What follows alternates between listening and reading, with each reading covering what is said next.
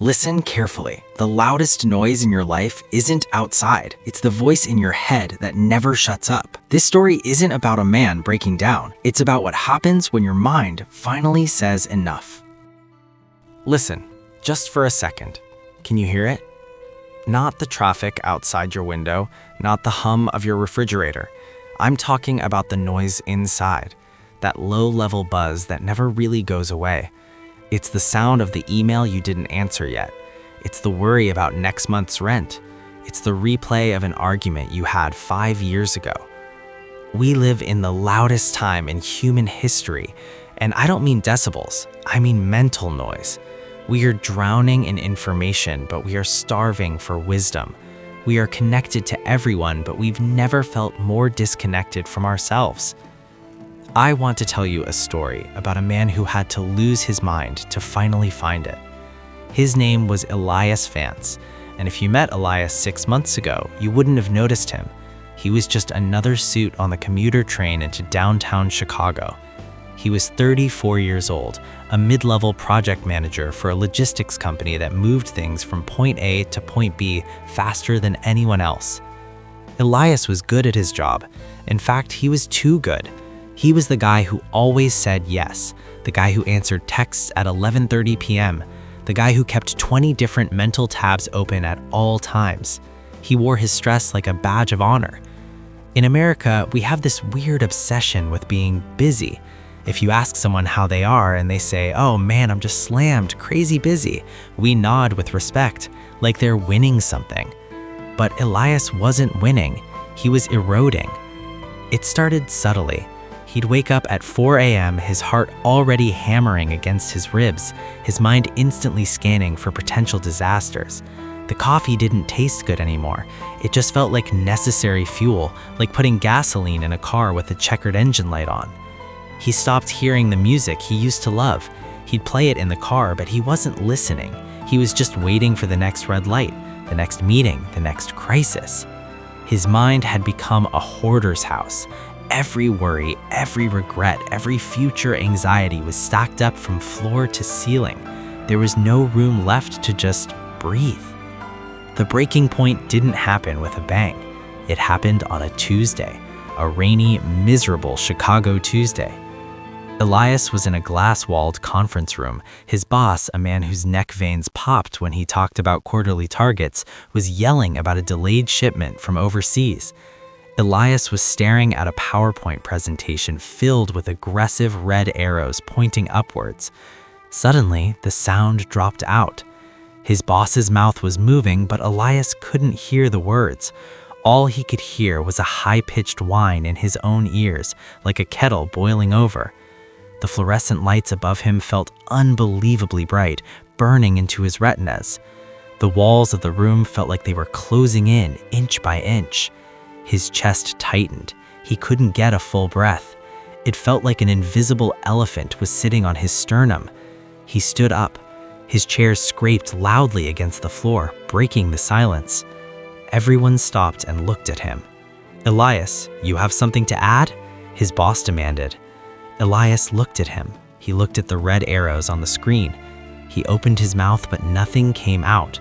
He just turned around, walked out of the conference room, walked past his cubicle, ignoring his phone, which was vibrating violently with incoming calls, got into the elevator, and went down to the street. He didn't even have his coat. The cold October rain soaked through his expensive shirt instantly. But for the first time in years, he didn't care. He just felt numb. He got into his car, a sleek silver sedan that he bought to impress people he didn't even like.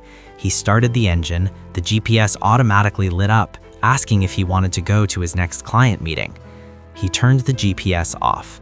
Then he did something unthinkable.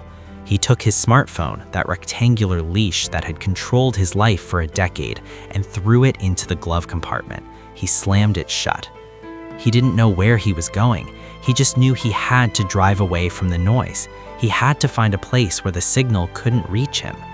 He drove west, out of the gridlock of the city, past the endless suburbs with their identical houses, past the strip malls and the gas stations. He drove for hours. The concrete landscape slowly gave way to flat farmland, and then eventually the rolling hills of the driftless area on the border of Wisconsin and Iowa. By the time the sun started to set, turning the sky into bruised purple and orange, Elias was running on fumes, both the car and himself. He pulled off the highway onto a gravel road that led to a town that wasn't even on the map. It was one of those American towns that time seemed to have forgotten. A main street with a hardware store, a diner that closed at 2 p.m., and a silence so thick you could almost taste it. His car sputtered and died right in front of a small, dusty shop window. A hand-painted sign above the door read, "Grady's Timepieces, Repairs and Restorations." Elias sat in the dead car for a long time. The silence of the town felt alien. It was unnerving. Without the constant input of podcasts, phone calls, and city noise, his own thoughts sounded incredibly loud, screeching like subway brakes in his head. "What are you doing? You're gonna get fired. You're ruining your life. Go back." But his body wouldn't move. He was exhausted down to his marrow. He eventually stepped out of the car. The air here smelled different. It smelled of damp earth, dried leaves, and wood smoke. A light was still on inside the watch shop. Elias walked toward it, drawn like a moth. He peered through the dusty glass. Inside sat an old man hunched over a workbench. He wore a leather apron and thick magnifying glasses perched on his nose. The shop was filled with clocks of every shape and size. Grandfather clocks standing like sentinels along the walls, intricate cuckoo clocks from the old country, brass carriage clocks on shelves. And the sound, it was mesmerizing. 1,000 different ticks and talks all out of sync, creating a gentle rhythmic wash of sound. It wasn't noise, it was a heartbeat. Elias opened the door. A small bell jingled above his head. The old man didn't look up immediately. He was holding a pair of tweezers so fine they were almost invisible, placing a microscopic gear into the guts of a pocket watch. His hands, though spotted with age and thick with veins, were rock steady. Only when the gear was perfectly seated did the old man exhale a slow breath and look up over his spectacles. His eyes were startlingly blue, clear and sharp amidst a face wrinkled like a dried riverbed. "We are closed," the old man said.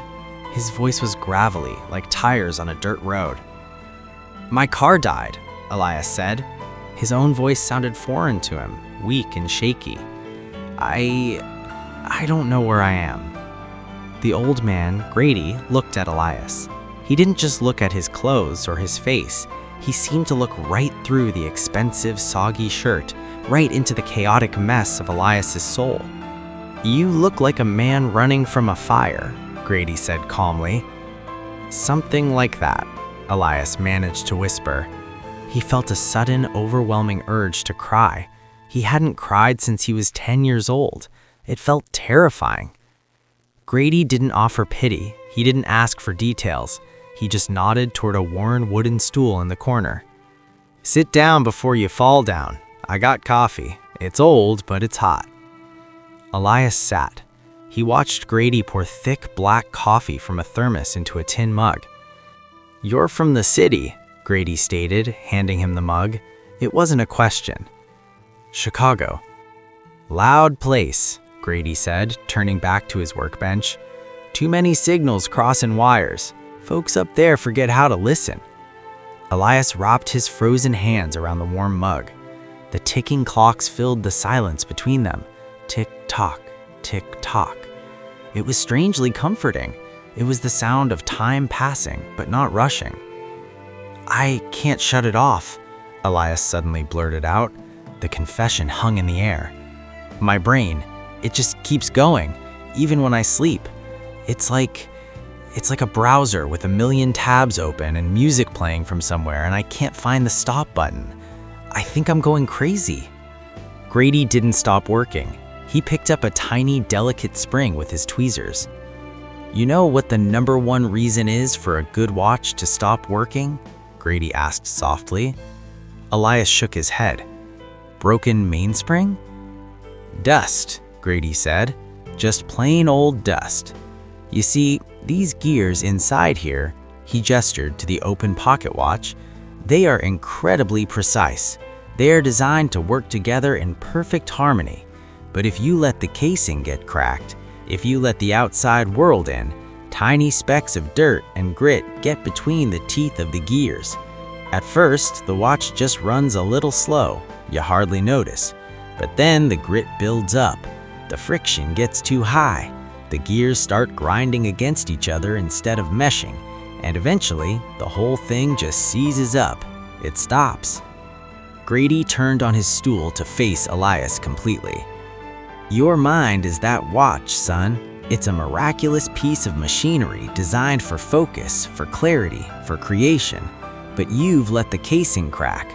You've let the dust of the world in. Every worry about tomorrow, every regret about yesterday, every comparison you make between yourself and others on that little glowing screen of yours, that's dust. And right now, your gears are jammed. The metaphor hit Elias hard. It made sense. He wasn't broken, he was just jammed with debris. How do I clean it? Elias asked, his voice thick with desperation. How do I get the dust out? Grady smiled a faint, knowing smile. You can't force it out. You can't shake the watch and expect it to fix itself. That just damages the parts more. You have to do the hardest thing in the world for a modern man. He leaned in closer. You have to still yourself long enough for the dust to settle.